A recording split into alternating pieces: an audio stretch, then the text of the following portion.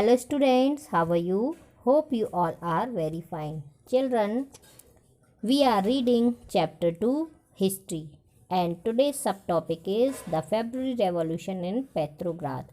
This is the page number 35.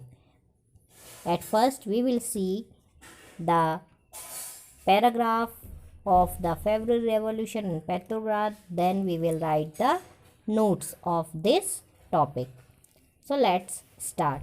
In the winter of 1917, conditions in the capital, Petrograd, were grim. The layout of the city seemed to emphasize the divisions among its people. The workers' quarters and factories were located on the right bank of the river Neva.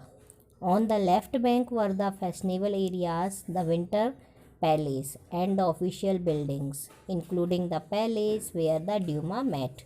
In February 1917, food shortages were deeply felt in the workers' quarters. The winter was very cold. There had been exceptional frost and heavy snow. Parliamentarians, wishing to preserve elected government, were opposed to the Tsar, desired to dissolve the Duma.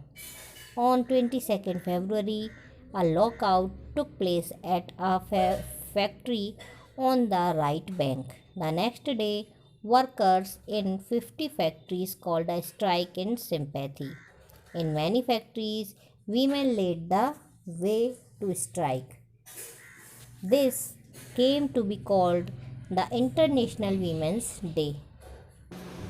Children, you have to read the chapter deeply. I will give you only summary.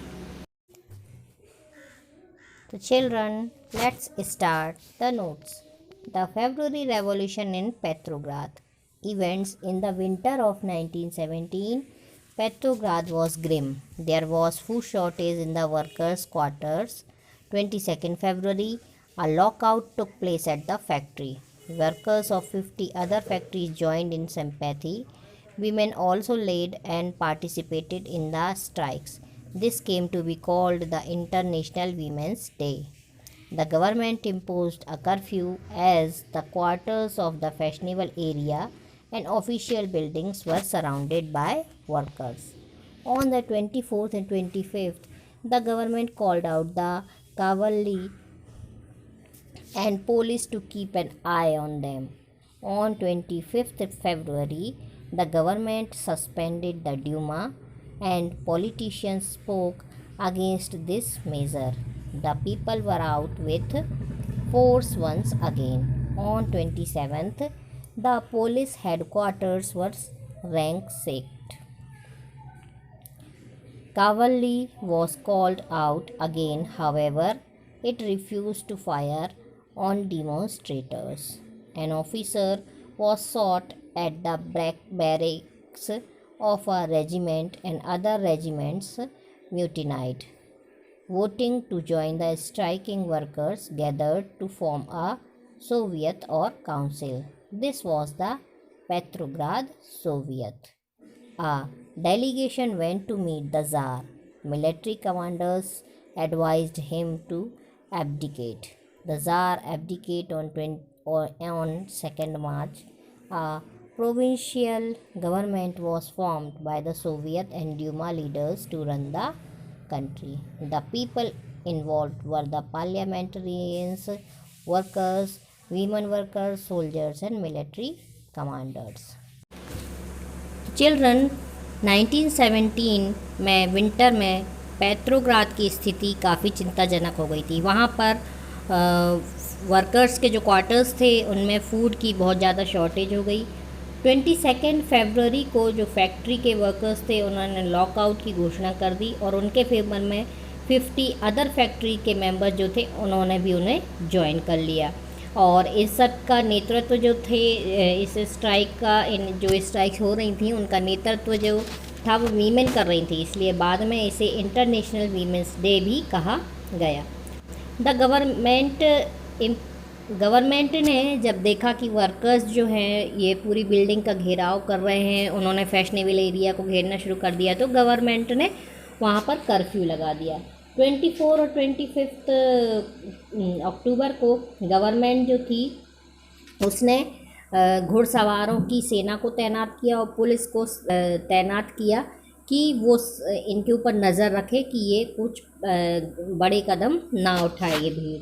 फिर 25 फरवरी को government जो थी उसने Dumas को suspend कर दिया और जो पॉलिटिशियंस थे इसके विरोध में उन्होंने बहुत बोलना शुरू किया, बयानबाजी शुरू की और जो लोग थे वो फिर से फोर्स कर रहे थे कि ये जो ज़ार है इसे अपने शासन को छोड़ना होगा। फिर 27 को जो पुलिस हेड क्वार्टर था वहाँ पर भी लोगों ने जो विद्रोह कर दिया। जो पुलिस हेड क्वार्टर के जो लोग थे, सैनिक थे, उनने भी वहाँ पर विद्रोह कर दिया।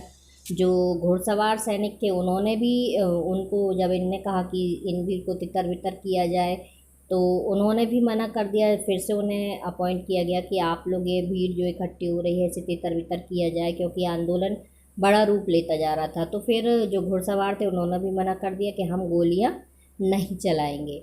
और ऑफिसर जो थे वो रेजिमेंट की बैरक में अगर वो आदेश दे रहे थे तो कुछ सिपाहियों ने उन्हीं ऑफिसर्स को गोली मार दी और विद्रोह कर दिया और जाकर मज़दूरों के साथ मिल गए। और यह पेट्रोग्राद की सोवियत थी। फिर डेलीगेशन था वो नेक्स्ट डे जार से मिला जा कर के और उन्होंने उसको एडवाइस दी कि आप गद्दी को छोड़ दो। फाइनली ज़ार ने 2 मार्च को अपनी जो शासन था वो राजगद्दी जो थी वो छोड़ दी और इसके बाद जो थी एक प्रोविंशियल गवर्नमेंट फॉर्म की गई, बनाई गई। सोवियत और ड्यूमा के लीडर्स जो थे उन्होंने उसका नेतृत्व संभाला और इस पूरे रेवोल्यूशन में पार्लियामेंटेरियंस थे, वर्कर्स थे, वीमेन वर्कर्स थी, सोल्जर्स थे, मिलिट्री कमांडर्स थे, ये सब इन्वॉल्व थे। अब इसका इफ़ेक्ट क्या हुआ? सो restrictions on public meeting and associations were removed. Soviets were set up everywhere. In individual areas, factory committees were formed which began questioning the way industrialists ran their factories. Soldiers' committees were formed in the army. The provisional government saw its power declining and Bolshevik influences grow. It decided to take stern measures against the spreading discontent. It resisted attempts by workers to run factories and arrested leaders. Peasants and the socialist revolutionaries leaders pressed for a redistribution of land. Land committees were formed and peasants seized land between July and September 1917. Effect ये हुआ कि जब jar ने अपनी राजगद्दी छोड़ दी तो सबसे पहले तो जो पब्लिक मीटिंग्स होती थी और एसोसिएशन बनाने पर पाबंदी थी उसको हटा दिया गया। हर जगह सोवियत बनने लगी, फैक्ट्री में कमेटीज़ बनने लगीं, सिपाही लोग अपनी कमेटी बनाने लगे आर्मी के अंदर और क्योंकि उनके साथ जो भी गलत होता उसके विरोध में आवाज़ उठाने लगे। फैक्ट्रीज़ जो थी उसमें वर्कर्स और लीडर्स जो थे अपने जो अधिकार हैं उनके लिए आवाज़ उठाने लगे। जो भी गलत होता इंडस्ट्रीज़ की जो भी कार्यशैली होती उसके विरोध में आवाज़ उठाने लगे यदि गलत होती। जो पीजेंट्स थे, सोशलिस्ट थे, जो रोक लगी हुई थी वो सब हटाया और रीडिस्ट्रीब्यूशन किया कि सभी को प्रॉपरली लैंड प्रदान की जाए। और जो कमेटी थी, लैंड कमेटीज़ जो थी वो फिर से बनाई गई और पीजेंट्स जो थे उनको लैंड प्रोवाइड की गई जुलाई और सितंबर 1917 में। ये सब इफ़ेक्ट पड़े जब फरवरी में पेट्रोग्राद में रेवोल्यूशन हुआ। इसके बाद अक्टूबर revolution 16 October 1917, Lenin persuaded the Petrograd Soviet and Bolsheviks party to agree to a socialist seizure of power.